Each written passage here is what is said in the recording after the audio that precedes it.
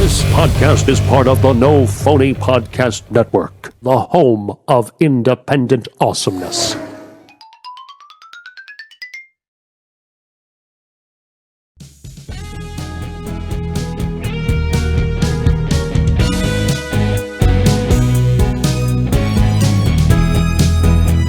That must have been awkward. Oh, yeah. Yeah, that one sucked.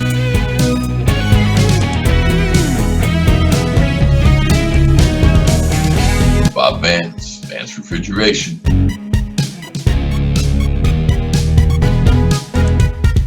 He's on his iPhone with Satan, okay?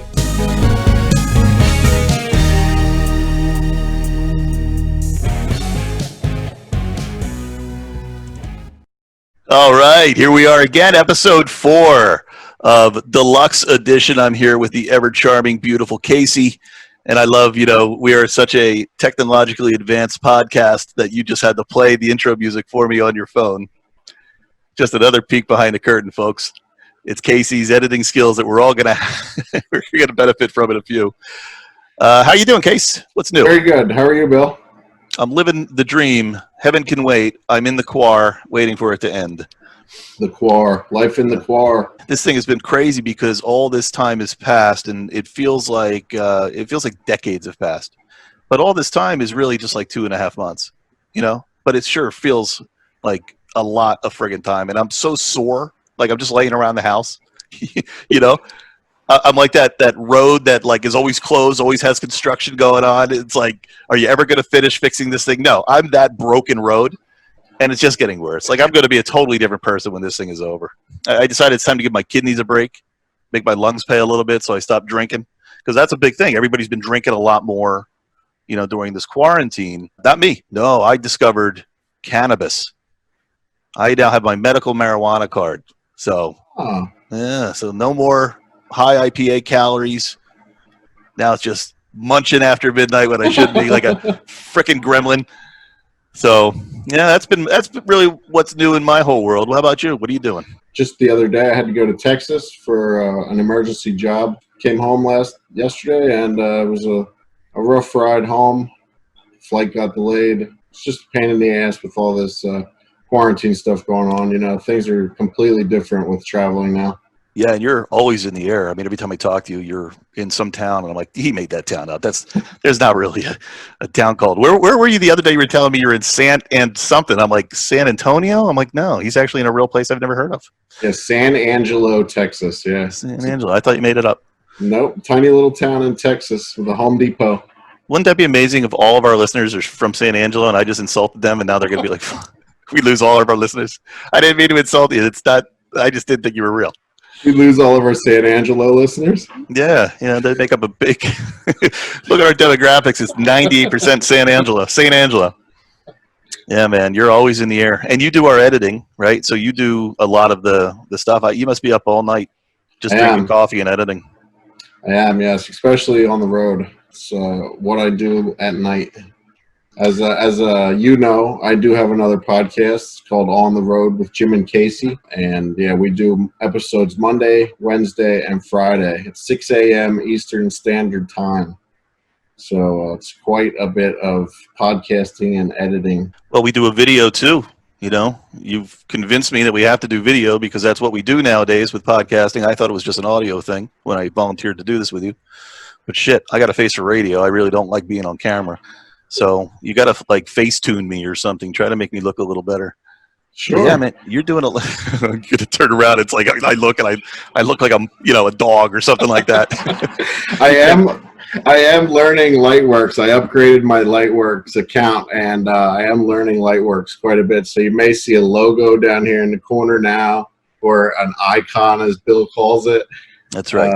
The Galaxy of Terror episode that we did last week, people will notice I started adding pictures when we're talking about something. So if I say like a name of an actor, like Clint Eastwood, I'll pop a picture of Clint up there so you know who we're talking about. So it's pretty fun learning all this stuff. I mean, it's a lot of work, and it's a pain in the ass because now I'm learning how to cut things from the video as well as the audio, because like before, the audio was completely different from the video versions of our podcast, because I've been doing that for so long that I know how to edit the videos I know how to edit the audio Right, a lot better. But I found out how to do it on Lightworks, and it's almost like identical as to how you do it in Audacity for the audio version. So basically, until this episode, you're saying the audio version is less shitty than the video version.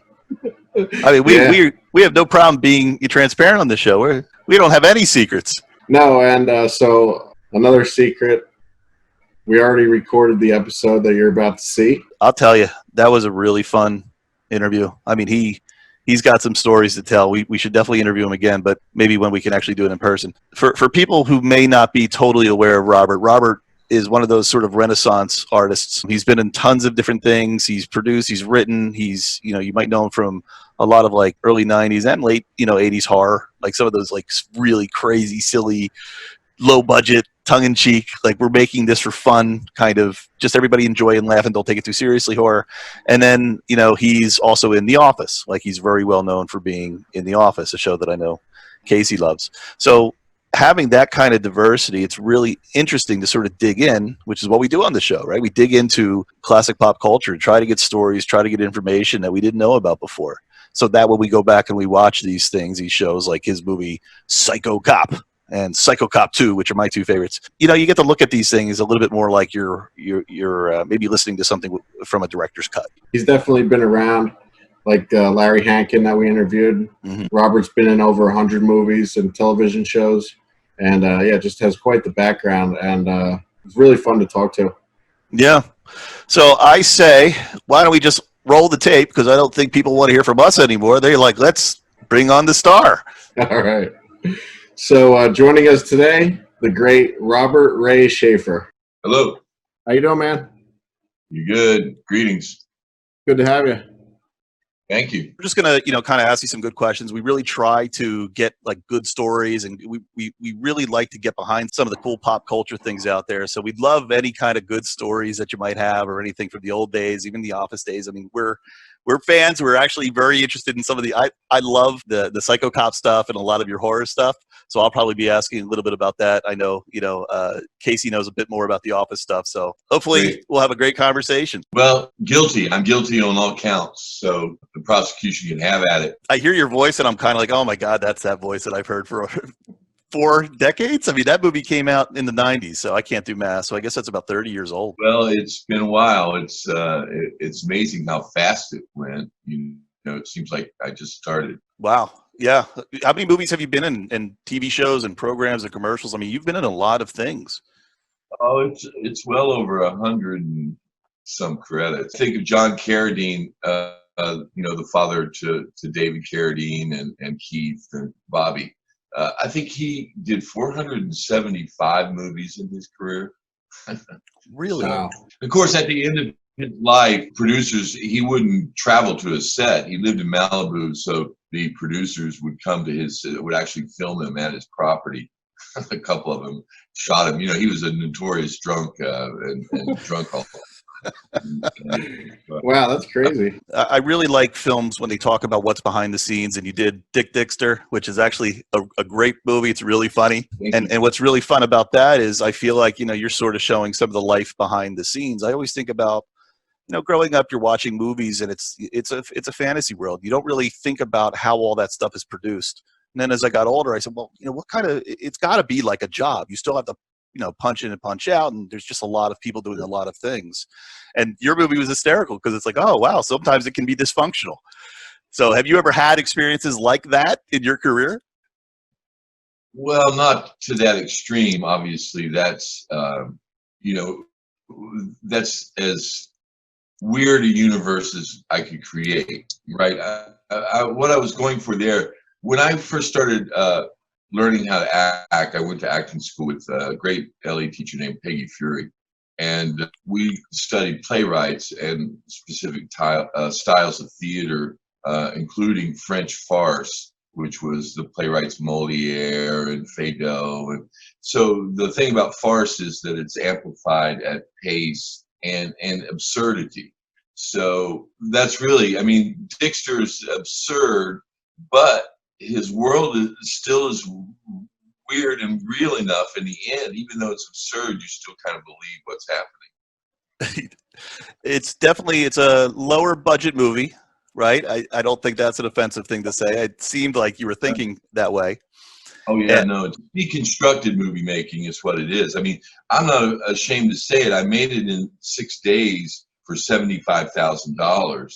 You know, I worked on one of the most famous movies of all time in the low budget, Robert Townsend's Hollywood Shuffle. Robert Townsend made that movie for $100,000 in 1987 on his credit cards.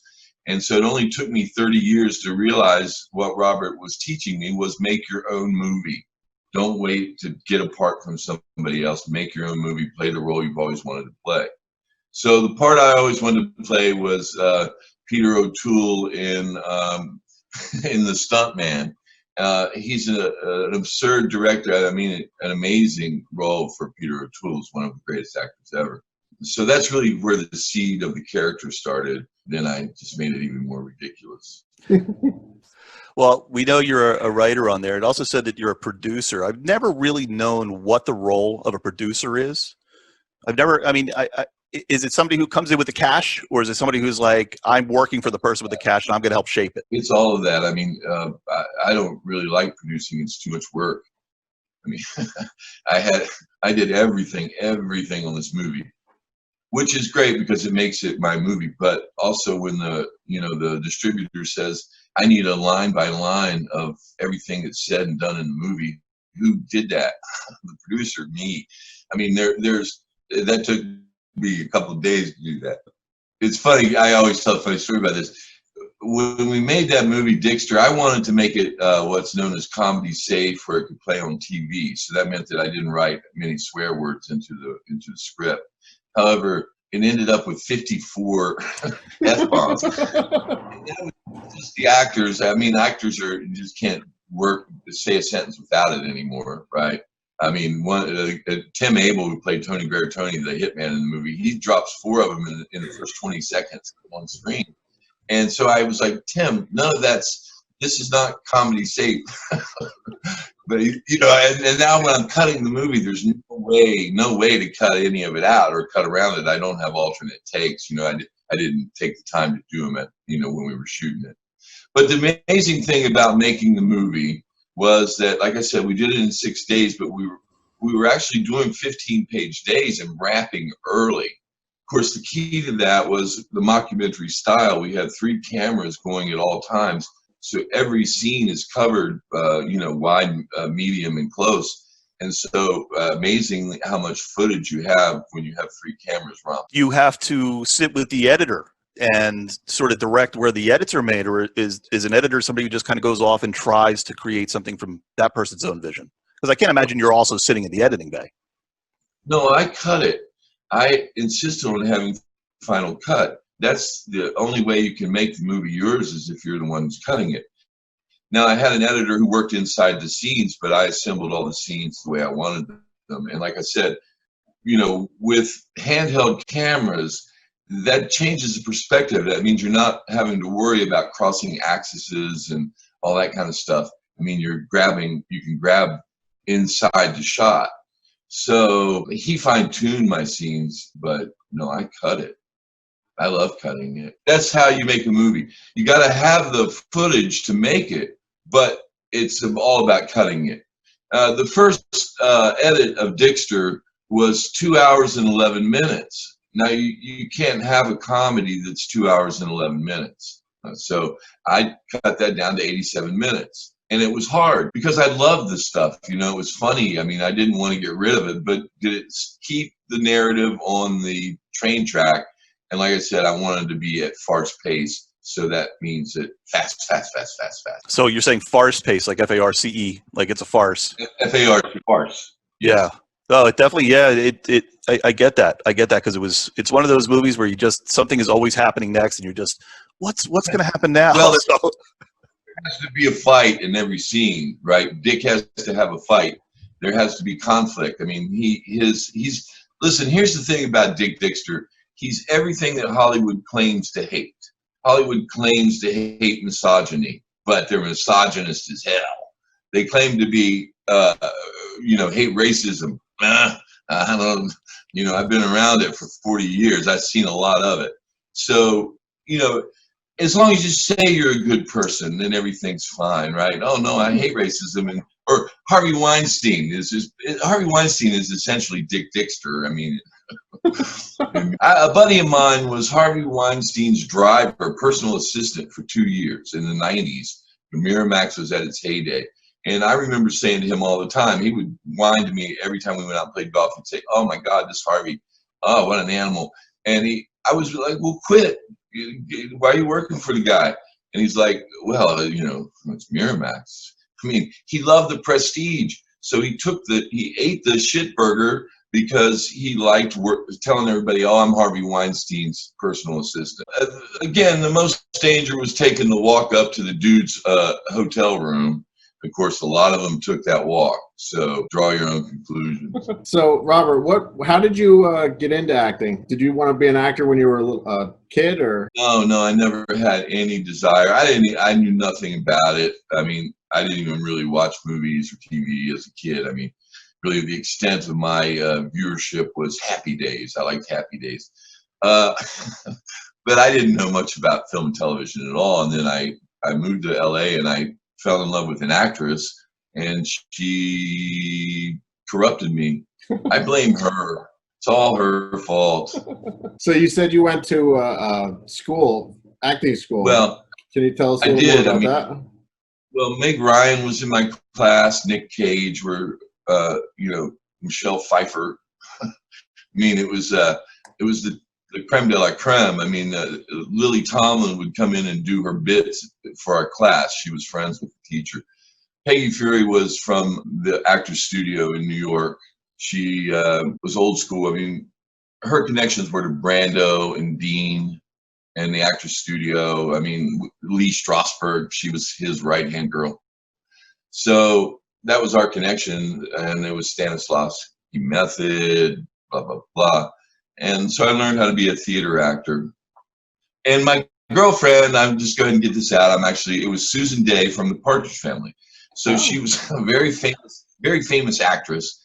And that really introduced me to fame, being Mr. Day and the pool boy. So, I started out at the very top of the game. I mean, I was going to all the red carpet and the people taking your picture, paparazzi and all that stuff. And then suddenly we split up, and now I'm just another actor looking for a job. So I had to claw my way the long way to what I've achieved. So how does something like Psychocop come about then? You had some minor roles in television prior to that, right? A couple. I mean, it was, that was just getting started, really. And that was a lucky break, really. That movie meant a lot to my career, obviously. People are still talking about it. And in fact, I've written the script for number 3, and we're actually raising the money for it. This number 3, the script kills hip-hop psychocop, okay? Wow. Crazy ass. They're going to shoot you if you smoke that rock. Bang. He in the room, got the 9 out blazing, and he laughing too. Fuck you, boy in blue. Me and my homies got our acres, and we're going on boom, boom, boom, boom, boom. Okay. You got me doing a rap song. So we're looking forward to that one. Well, Adam Rifkin's going to direct it, so it's good to have him back. We had a screening of number 2, Returns, a couple months ago here in Hollywood, the new Blu-ray version of it, restored director's cut. And the movie just completely kicked ass in a sold-out movie theater. And so we were pretty pleased the way it played. I mean, it held up, It doesn't feel like it's a 90s film at all. Although the thing that I've done in Psychocop 3 in the script is that I'm telling the story from the point of view of the cop. I mean, he's driving the narrative as opposed to the victims being the cop drops in every 5 minutes and kills a couple of them. Mm-hmm. Instead, we're seeing it through Vickers, a night shift with Vickers. He's on his iPhone with Satan, okay? That's terrific. I remember when Psychocop came out, we were talking about this before we got started talking with you. You know, the video stores, that's where we went to see all these amazing things that we were too young to be allowed to rent. And just remember Psychocop, and then I remember Maniac Cop. And I remember thinking, how the hell are two crazy cop movies out at the same time? But I remember going with Psychocop and getting into that world first. But what was that? How does that kind of thing happen? Did one know about the other? It's funny that you mentioned that, because I just met the screening I was telling you about. The director of Maniac Cop was there, William Lustig, and I've never even watched Maniac Cop. I mean, I've seen a few seconds of it here and there, and I work with Robert, what's his name, Davi, who was in the Maniac Cop. But so I run into Lustig. Adam Rifkin introduces me to William Lustig, the director, and I say to him, "Oh, it's nice to meet you. For the last 25 years, people have been coming up to me and saying, who would win in a fight between Maniac Cop and Psychocop?" William Lustig looks at me and goes, "Yeah." I go, "You're looking at him." So that was a great moment. And yeah, that was funny. It was funny.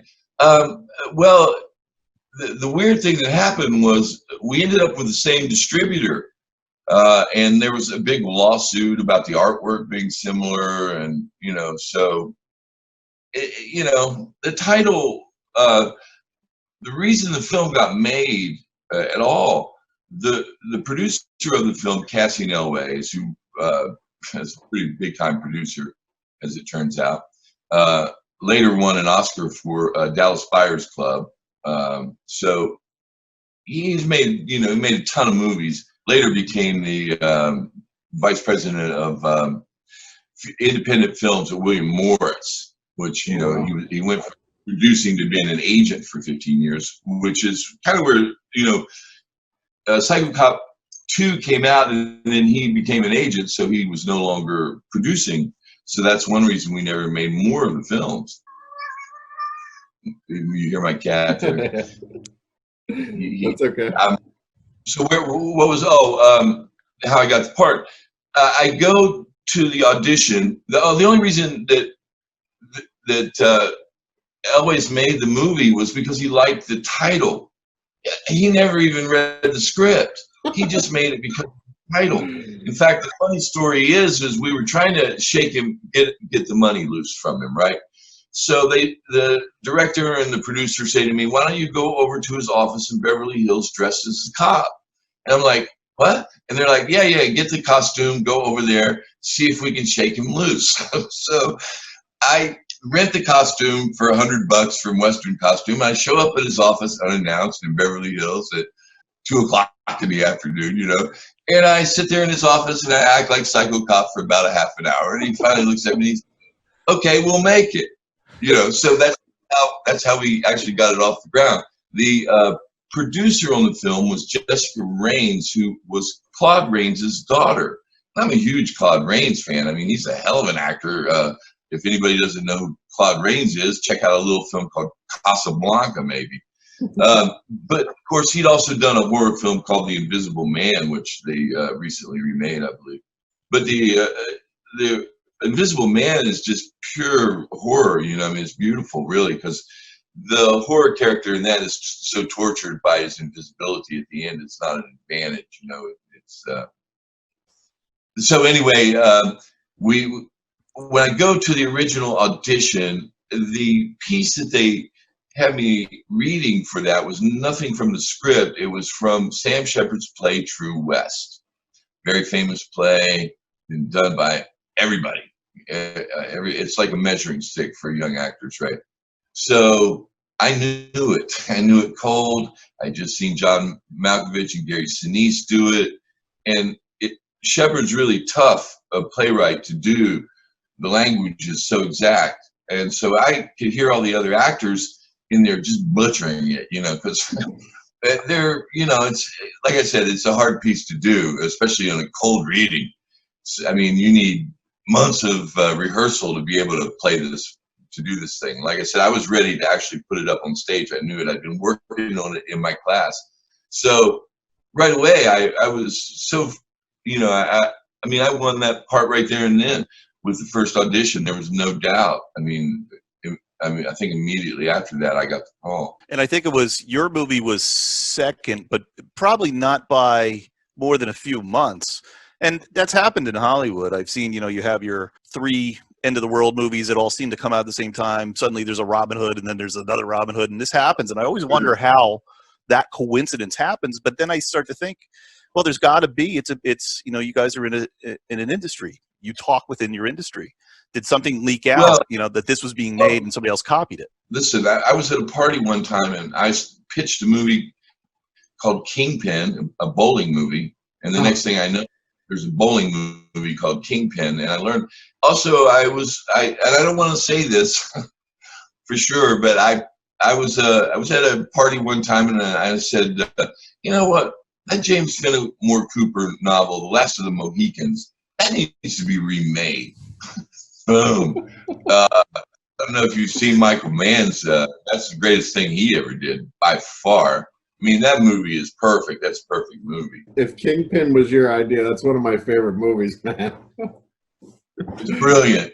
It's absolutely brilliant. One of the things I always liked about Psychocop is Psychocop 2 comes out 4 years later, and it's almost like the tone has changed. And I'm always curious when I see that, because was it like a conversation like, hey, let's make this a little funnier. Let's give a little bit more depth to this character. Before he was this scary sort of, you didn't get to know anything about him. Was that intentional or is that just? Oh yeah, no, that's all director. That's Adam Rifkin's not going to do what Wallace Potts did. Wallace Potts was, he was a stuffy Southern gentleman. And, there's no nudity in Psychocop 1. And I've always, he had me do a lot of looping ADR work on that film, where he wanted me to make the character sound more robotic was the word he kept using. And I never understood what he wanted. Although my inexperience, I let him, dictate that. And now I would never do that. I would stick with the original sound from the production. Every time I watch that movie now, I remember what it sounded like when we shot the scene, not the way he had me loop it. So I hear the looping dialogue in my head. I'm like, that's not.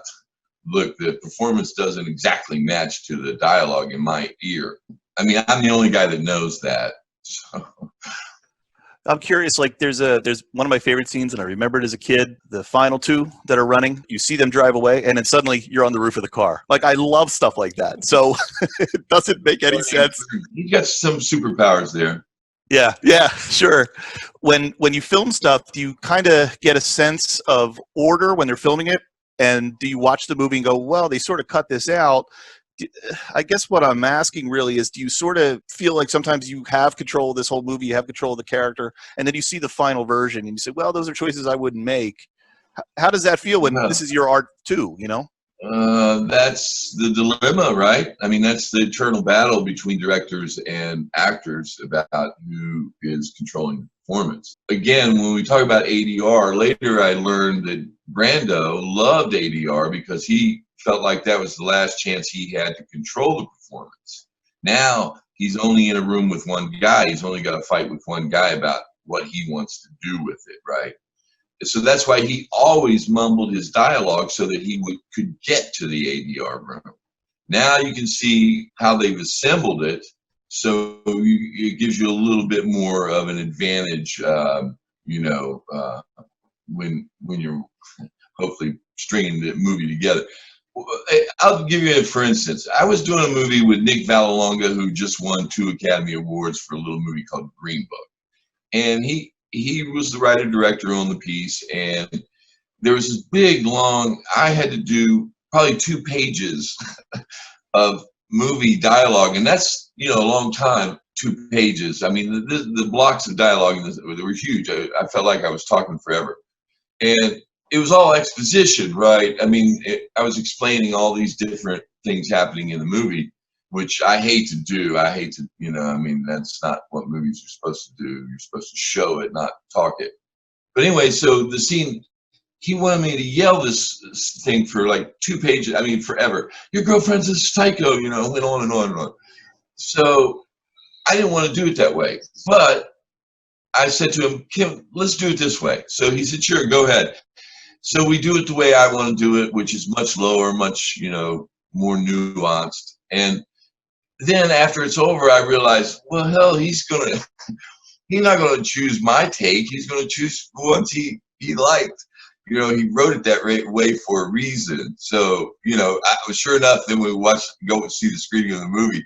There I am screaming for 2 minutes. So, that's how it goes. So, Robert, you do a lot of these lower budget movies like Psychocop, Psychocopreturns, and a lot of the horror movies and stuff that you're in. How does that differ from then going to something like The Office? That's like now one of the most popular shows in the world. What's the audition process and all that like for something that's like a little? The budget doesn't really change the work, right? I mean, the goodies are better. Craft service is better, lunch is better, dinner's better, the accommodations are better. NBC's flying you first class. I mean, so the perks are better.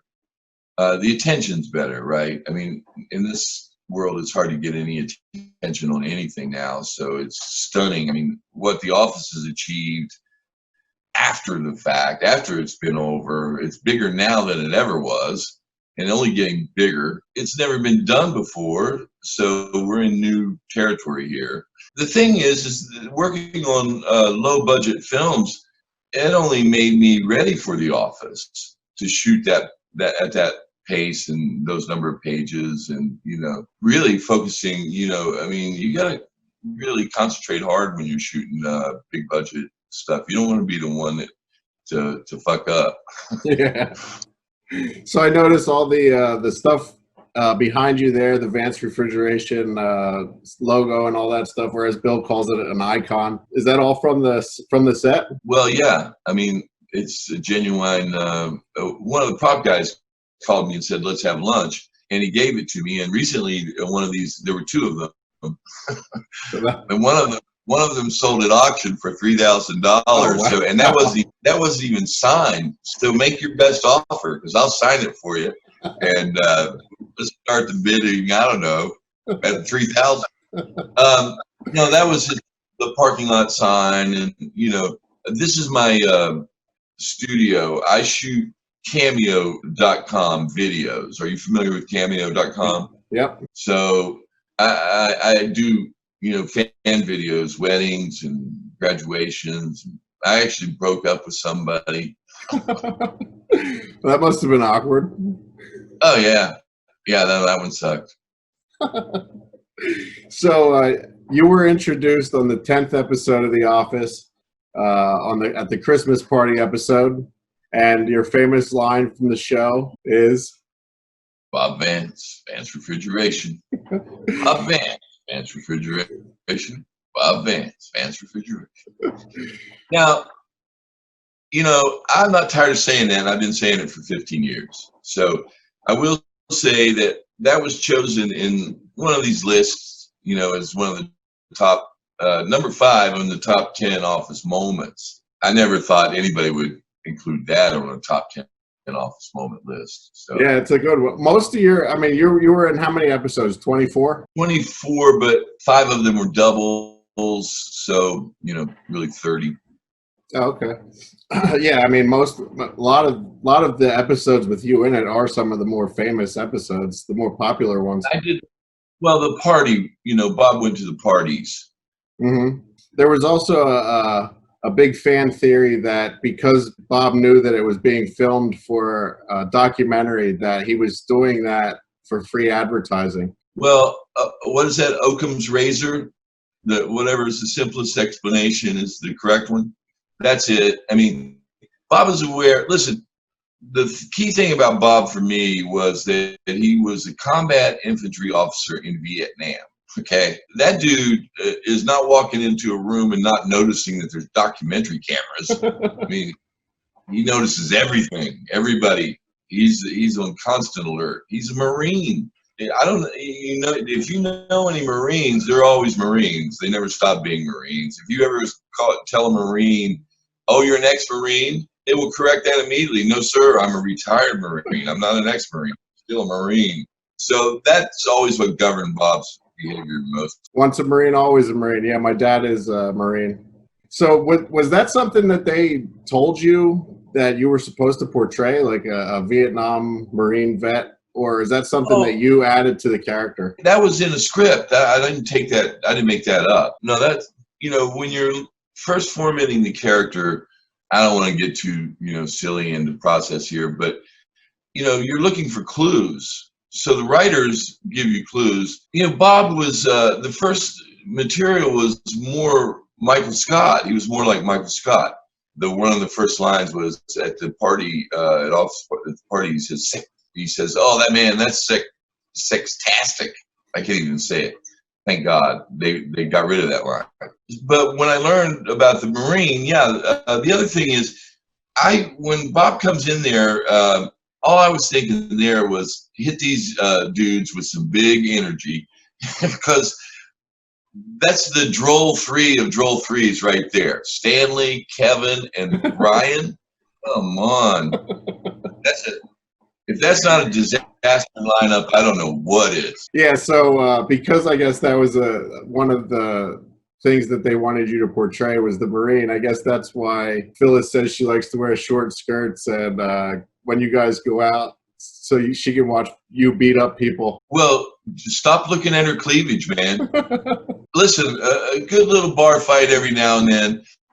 But these are things that the writers do as time went on, right? There's an incident in Africa where Bob runs over somebody, on safari. I mean, the Scranton Strangler, the mafia connections, the grand jury testimony. So they kept making it darker and darker. In fact, I had never even taken a drink at any of the parties. I was playing him as a teetotaler, and then all of a sudden, next thing I know, I'm drunk. And, just a throwaway line in the script. So now I have to incorporate all those things into the character. So now I get all these questions. Is Bob the Scranton Strangler? Hell no, he's not. Is he mafia? Well, mafia is such a, I don't really want to define that. Could there be funny business with money? Maybe. Shipping refrigerators, who knows what happens there? Trucks disappear, cargo gets lost. Who knows? Right. Wait, you were the leader of the 5 families, right? Well, someone has to do that job. Was there anything like an on-screen romance between you and Phyllis at all? I mean, you could definitely tell in the show that you did have quite the connection with her. Well, no, it's acting. I mean, I love her as a person. I don't fake love. We really love each other, but as friends, not romantically. But I realized in Casino Night, we were sitting there when, she wins with all the clovers. And yesterday I did an interview and someone accused me of fixing that hand for her to beat a World Series of Poker bracelet winner. Would Bob Vance pay the dealer to give Phyllis all the clovers? I don't know that much about cards. But anyway, I told Phyllis, we were sitting there at the poker table, and I said, you remember your first love in junior high school? You were just consumed by that person. You couldn't see anybody else. There was nobody else in your life. You didn't look at anybody else. There was only that person. Let's do that. Let's do first love. She said, okay. So that's what we played. The writers didn't come up with that. That was me and Phyllis. Nice. Yeah, it worked well, man. Bob and Phyllis had what everybody else on the show was trying to find, which was true love. So, they were, I get fan mail all the time, the relationship goals of Bob and Phyllis. Was it hard to work on the set with anyone with trying not to laugh or, no, no? Not for me. No way. Like I said, I am not there to blow takes. I'm there to speed the process up. And the last thing I want to do is, waste time. There's no time to be a cut up. Everybody always asks, was there improv on the show? The answer is no. The only improv is when, at the end of the day, people are trying to make each other laugh or trying to make the blooper reel. But nobody really Steve and Rain and John, they could do that, but the other actors didn't really waste time or blow takes. So what's your favorite episode of The Office that you were on, and why? No doubt. You know the answer. It's Phyllis's wedding. Phyllis's wedding is beautiful. I saw it the other day. It was on Comedy Central. I hadn't seen it in years, and I watched it, and that episode is great. I mean, the emotional resonance in that is just beautiful. Michael's really weird. He's creepy in that episode, but the music in it, I mean, everything about it, I really liked it. And the great thing that happened was Greg Daniels had a viewing party at his house the night that episode aired on NBC. So everybody came for the party, and I'm standing out on the front porch in Beverly Hills, and who walks up at Harold Ramis, who is, Harold Ramis is the great actor, director, writer. I mean, one of the greatest funny men Hollywood's ever known. And the first thing out of his mouth is Bob Vance, Vance Refrigeration. I'm like, holy shit, Harold Ramis knows who I am. So, which, this may sound weird to you guys, but it always surprises me when people know who I am, right? I'm like, how do they know? What's up with that? Because I auditioned for the Coen brothers, right? And they knew me. They were like, Bobby Ray. And they knew me. And I'm like, how do they know me? You have such a diverse career. I mean, I got to think because of the popularity of The Office, that's probably the one you're most known from. Oh, yeah. Yeah. Absolutely. I remember watching the episode you were talking about, the wedding episode, where you knock on the door and Steve Carell opens the door and you see, your bride to be, and you're not supposed to, and you I guess somebody farted, and that was like the joke, and I was just like, this is the funniest thing, because you look so angry, and I'm seeing Psychocop ready to kill Steve Carell, and I was having a little bit of a problem kind of mixing the two universes, but that was a great scene. Yeah, no, that's the thing. At Phyllis's wedding, and so Raymond, when Bob says the line, "If you ever lay a finger on Phyllis, I'll kill you," and he does it really nice and smiley, and but the evil intent is certainly there, and that killed Ramus. I was watching Ramus watch the show.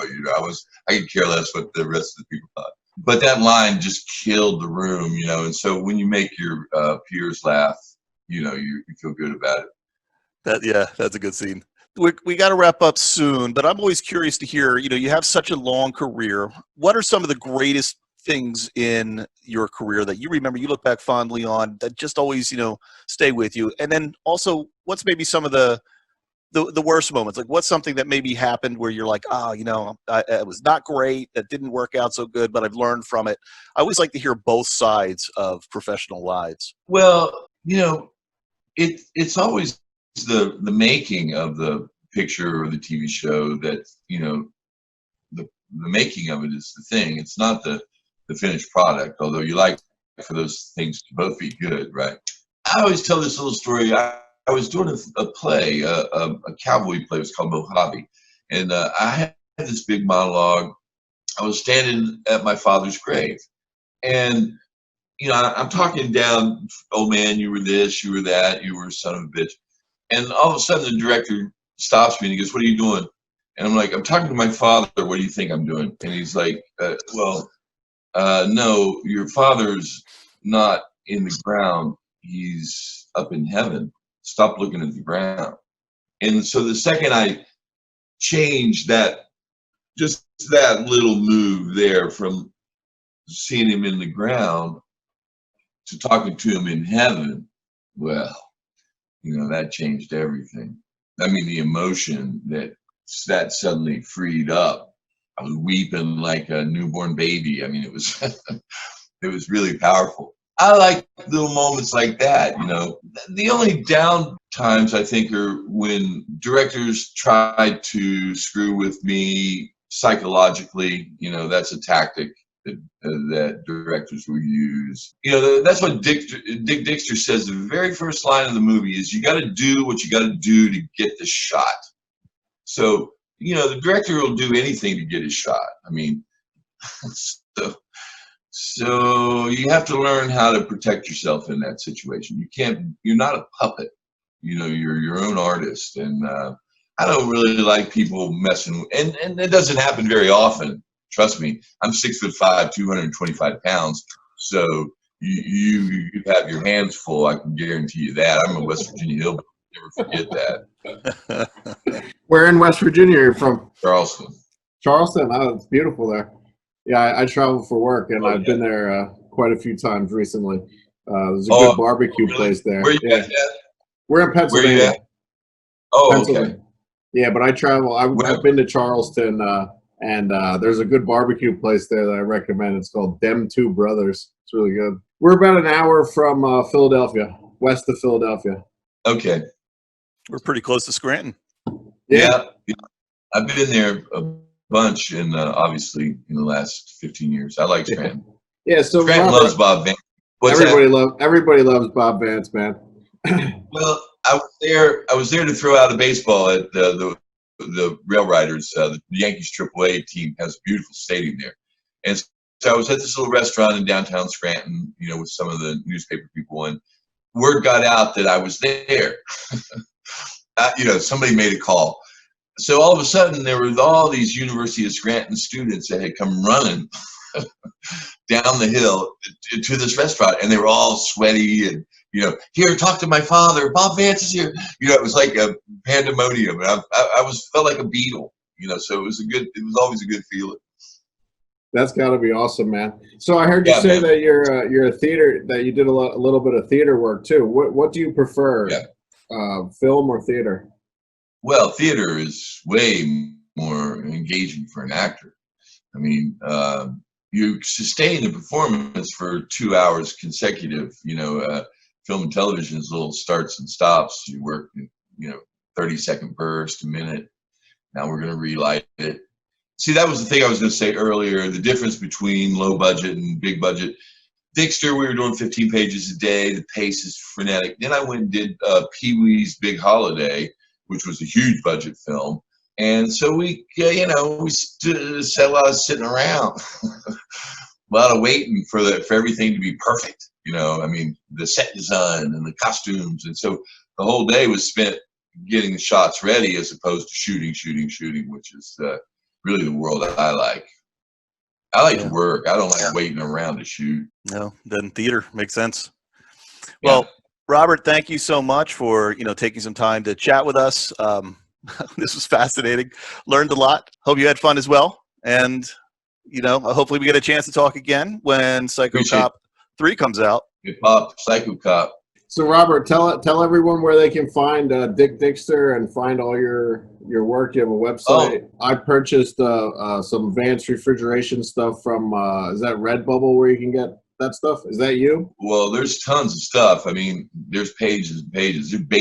There's shower curtains, for God's sakes. I mean, this is your NBCstore.com right here. Of course, that's licensed. That's the official logo. NBC used to have a lot of they would take down people that were infringing on the copyright, but not anymore. They just let them, all these designers of, you know, I mean, Vance Refrigeration is signs everywhere. What was the question? Where can people find all your work and get some Vance Refrigeration licensed from you, Vance Refrigeration merchandise? I do not. I spend money on this stuff, guys. I don't make money off of it, okay? All I do is buy it and give it to people. They all think it's free. Hey, can I get one of those hats? Yeah, sure. Let me give you a hat. You know, I gotta buy that stuff to give it away. But that's the cost of doing business. Dickdickster's everywhere: Amazon Prime, YouTube, Google Play, Redbox, anywhere streaming is happening. I believe it's available on DVD as well. Funniest movie of the year, for sure. Yeah, it's definitely a good one, man. We enjoyed it. Very much so. It's funny. Do not attempt any drinking games. Do not drink when you hear the name Dickdickster. You'll die. You die in the first act. or do not even attempt drinking games when dick gets kicked in the nuts. That happens. I don't know how many times we did it, but the director, my cousin Chris Ray, he's like, "Do you think we've kicked him in the nuts one too many times?" I'm like, let's do it again. I like when the little man is doing, is doing the Rock'em Sock'em Robots. I remember when we were cutting it, I was like, more noise. We need more punching noises there. That was a good one. That was a good scene. That's why I hired him. That whole, first of all, I'd worked with him before. I love that guy, Pancho Moeller, played Teddy Spitz, the gay costume designer. But the whole scene was set up, the whole conceit of it was set up just for that bar fight scene where, his height, he's so small that he's right at my crotch. And I'm like, that's funny. That's going to be funny. That needs to go on, And so every time I would turn in, the editor would be trying to take more out of it. I'd be like, no, let's let that. That's funny. Yeah. A midget beating you in your balls. That's funny. Everybody knows that's funny. Yeah, we highly recommend everyone to check out Dickdickster. This has been fun, man. We really appreciate it. All right, man. See you in PA.